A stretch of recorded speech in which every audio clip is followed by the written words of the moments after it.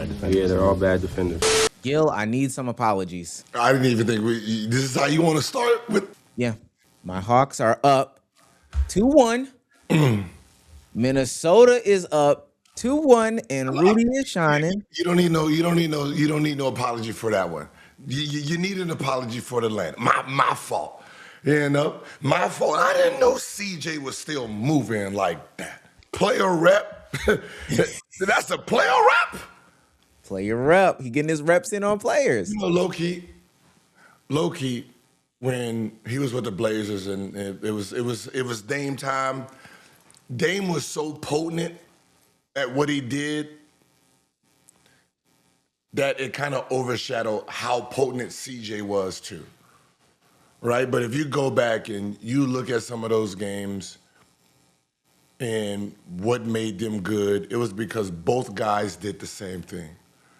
Right? They was both aggressive, both ISO players, both pick and roll players, both one-on-one players, both guys who can keep people on skates. So, you know, once he got traded, you kind of lost CJ. And, you know, he kind of lost that like if you a true hooper, you're paying attention to all hoop. But you know, sometimes when you go to them cities, right, you can get lost, right? People keep their eyes off you, and you know, watching him in the playoffs, man, the dude still is doing what the dude does. So, you know, he's single-handedly keeping, you know, that Atlanta team in this series. I mean, Jesus Christ. I gotta go get me a McCullough shirt. I gotta go get it. When someone makes me go buy their jersey, it can be a moment, it can be a game. When it makes me feel good, I gotta go support them. And it's crazy it gotta be an Atlanta Hawk jersey, but you know, I might just go back and just get the Blazer joint. You know what I mean? No. Just get the Blazer 3, dog. No. I want to ask you, because this is the first time that it's ever happened in NBA history where a team has lost consecutive games by 1 point. By 1 point. That's called a good-ass series. What's going on with the Knicks? I wouldn't say something's wrong with the Knicks. I would just say Atlanta has enough players to keep up the scoring ability with them, right? Atlanta has a team that has a bunch of players that can put the ball in the basket. They have a bunch of players that can make plays. They got a bunch of players that can play defense. So when you're talking about putting the ball in the half court,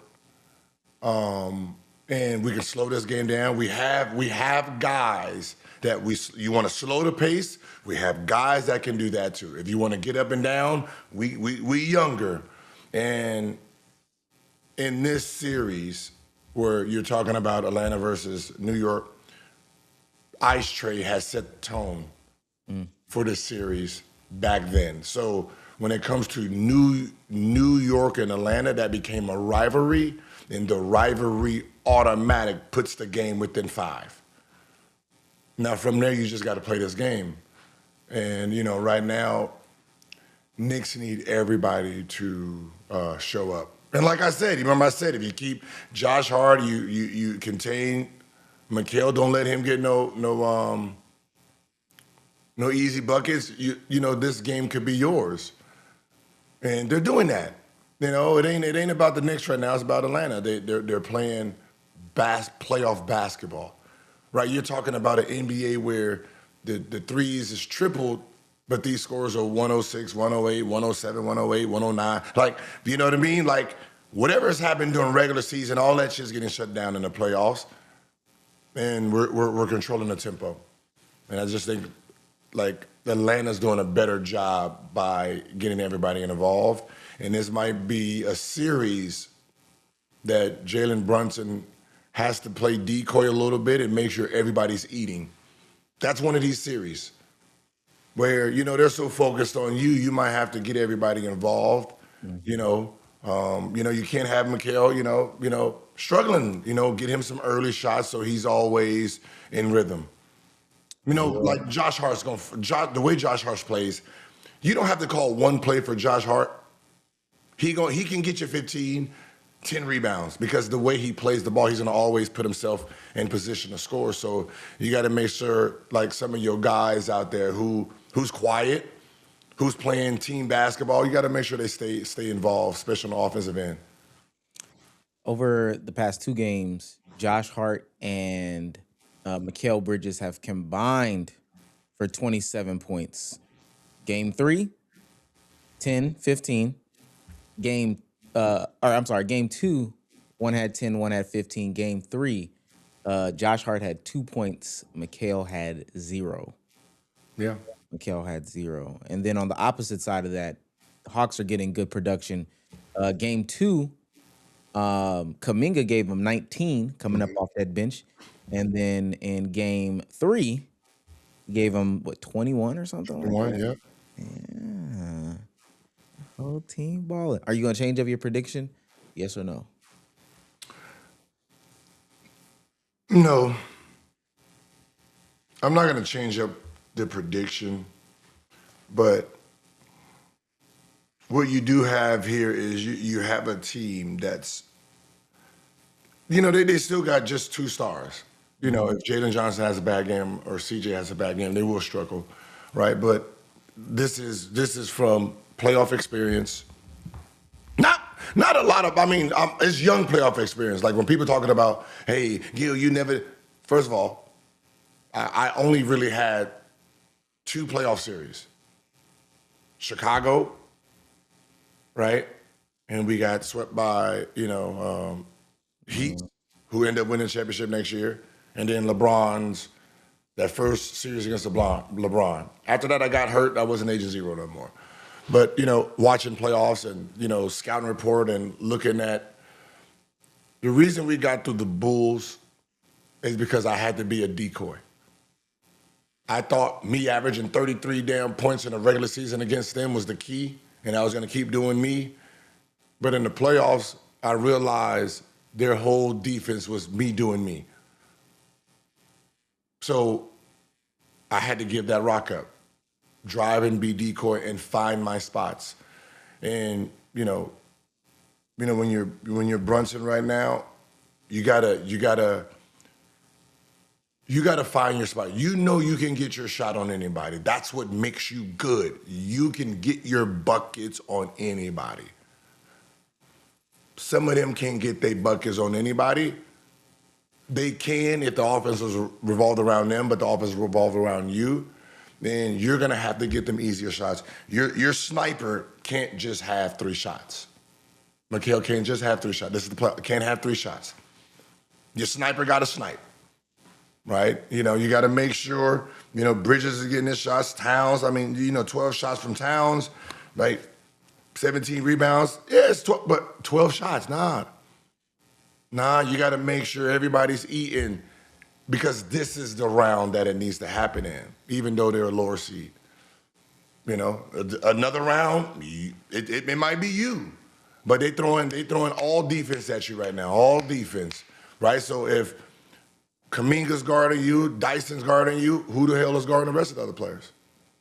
If the number ones is guarding you, so they got to, like give it up, let them get on fire. So Dyson goes over there. Now you get some easy work. It's a chess game, and they'll figure it out. It's the playoffs, though. But hey, you get to celebrate though. 2-2. Hey, celebrate. 2-1. Oh, I'm sorry, 2-1. At this game Saturday, if we win, I'm gonna call you, and I need that apology while I'm in the arena. I'm gonna go up to CJ and say, CJ, this is Gil. He has something to say to you. He's sorry. Hey, listen, I can say what I'm sorry. Sorry about CJ. Sorry about Luke Connect. I was right about Gabe Vincent, Gabe. Okay, all right. You But find a way every time. I'm just saying, I'm wrong a lot. But I can say, I messed that one up. We got Trae Young. What I was supposed to do? We got Trae Young. I was happy about Trae Young. You know, sometimes some people get sniped. They don't supposed to get sniped. They're just in the way. You know what I mean? I was CJ on the trade. You know. Okay, let's switch coasts because this one actually has like NBA Twitter and a lot of fans and even the podcasters flipping the script. Because this Denver Timberwolves series is a head scratcher for a lot of people. Let me start with this. Jaden McDaniels. Keys offensively as to really getting the release and everything. Go out to Jokic, Jamal, all the bad defenders, Tim Hardaway, Cam Johnson, Aaron Gordon, the whole team. Like, just go at them. They're all bad defenders. Yeah, they're all bad defenders. Just to consider that. Now, Gil. Uh-huh. First of all, I do want to get your thoughts because I did see Chuck and the guys say like, oh, he shouldn't be saying that. He shouldn't be poking the bear. Okay, I've told this story a bunch, so I'll make it quick. Me, I wasn't a bad defender. I was a great on-ball defender, horrible going over the screen defender. Yeah, I'm gonna get hit every time. Oh, I laid down on it. Yeah, I was going to sleep every time. You said a pick on me, sleep. I'm not fighting over that. Like, this would be my NBA because I get to say, switch, right? I made the mistake of calling out and poking the bear. Didn't know it was a grizzly. Didn't know it was a bloodthirsty bear. When I called out Dwayne Wade, said he couldn't shoot. I end up going 3 for 16 against him moving forward. Yeah. He put the ass whooping on me every time. And I didn't even go, and some of those wins came when I was with Orlando, and I was just the white giving me the win. But the Wizards, no. He made sure I didn't get that win. Now, this is a different situation. He plays defense, right? He's what they would consider a 3-and-D. He can lock his man up. So what he's saying, he can back it up. Now, what he's saying would sound reckless, or it would sound like a great chess move. Say you're a bad defender to the point, well, you're gonna have to play over-aggressive defensively to prove you're not. But offensively, you're gonna wanna shut them up. Means you're gonna play more ISO-ish type of basketball, right? Because that's what Jokic does, right? That's what Murray does. So he's gonna make Murray play outside the offense. And that's gonna be the benefit. That was the benefit for McDaniels, playing on the emotion and the ego of them. He poked the bear, realizing he ain't guarding a big bear. Yeah, now that's Rudy's fault. That's Rudy's job. You better come to play, boy, right? That's his job. His job is Murray.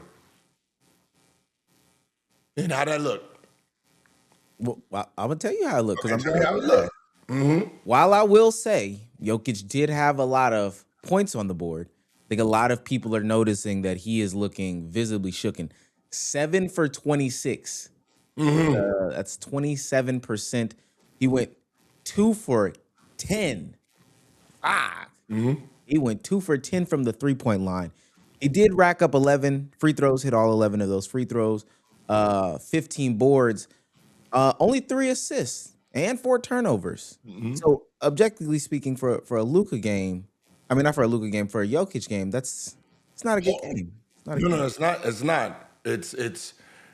It's a game where they made an adjustment, and the adjustment was, we're not going to give you easy passes to these guys. We're not going to let you give people who don't put the ball on the ground open shots, right? And I think a lot of people overthink that strategy. Tyronn Lue gave you a blueprint, but it didn't work in what he was trying to do when I think Jokic had 50. And he said, we're gonna just let Jokic do Jokic. We're not gonna let them score. And that's a game plan sometimes. And you know, if you can control that star player, it works. You know, because Jokic was not hitting his shots early, they never had to readjust that game plan. We're gonna stay home on these guys. Jokic, do you? Rudy, we're not helping you, Rudy. You got 4 trophies at the crib. 4 of them. We not helping. Do you do what got you those back there? We're gonna stay home. We're not gonna overhelp. He gets an open shot. He gets a back door in the dunk. Now he over there celebrating like he did him. Stay home. And if Jokic ain't playing well and hitting shots, we're not doubling. And if we're not doubling, you're not getting assists. Right? So it was a great adjustment. It was great awareness from the Wolves and great defense by Rudy, man. It's we all have to apologize for Rudy. I mean, we whooping France ass, last year. I know they still talked about that, Yeah. You on the French team, so it's see you in 2028. But we have to apologize to Rudy, and the reason is this. Because Rudy switches out and they're playing five out offense and everything is switch, the game itself has put Rudy in a situation where no other big before him had to be, right?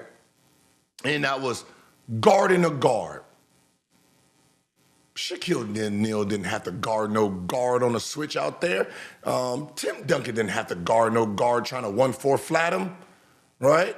Dickamy, Hakeem, Patrick Ewing, David Robinson. None of those guys had to switch out and, that kind of happened in my era a little bit, but that was the power forwards where they was agile enough to KG's gonna lock down, Kenyon Martin's gonna lock down, Ben Wallace is, what's happening? All right, let's go ahead and, you can try me on it. Those type of guys did that. But the 5-man really didn't do that. Yao didn't come out there. McGlure didn't come out there. So he's the big that has to switch out. And what we seen was him getting his ass bopped. Not realizing, think of it like zones in your game. Inside that point, inside that paint, he's a 5-star general, 4-star defensive player of the year. Well, at the 3-point line, he's a 0-star. He's no different than Curry on the block playing defense against a big man. There's nothing he can do now. Same thing here. There's nothing he's going to do out there with Shea, Luka. They're going to bop him. And those are what we're judging him on, saying he's a bad defender because we're seeing him getting shots put on him left and right. Anthony Davis can do a good job on the outside because he can move a little bit. But Rudy's no different than Lopez out there. What you gonna do?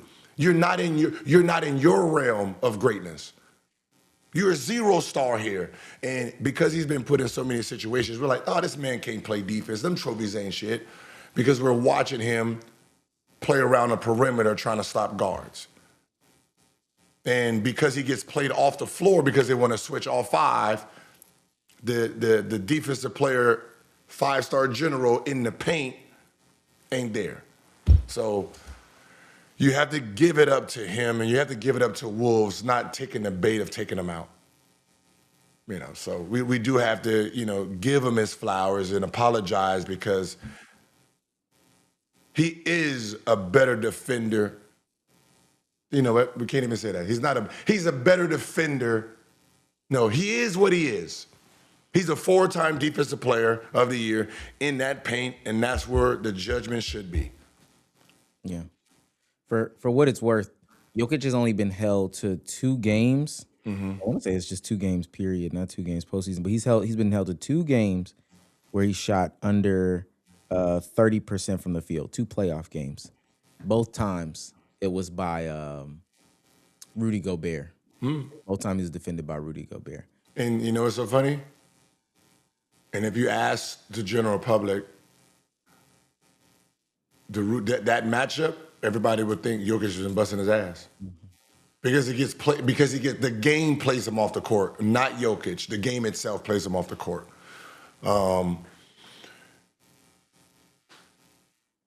They did a great job, man, right? They did a great job, even with Murray, even Daniels. Listen, hey, I know. Hey, listen.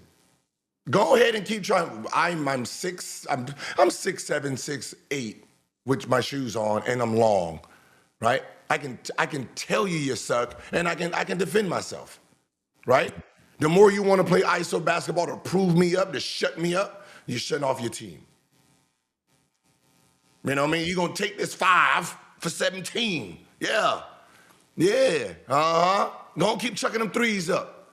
Brick, like that's that game. And you can't let the ego, because the guy who's talking to you, that's his job. His job is to stop you by any means necessary. And he did it. Great play, young fella. Great play.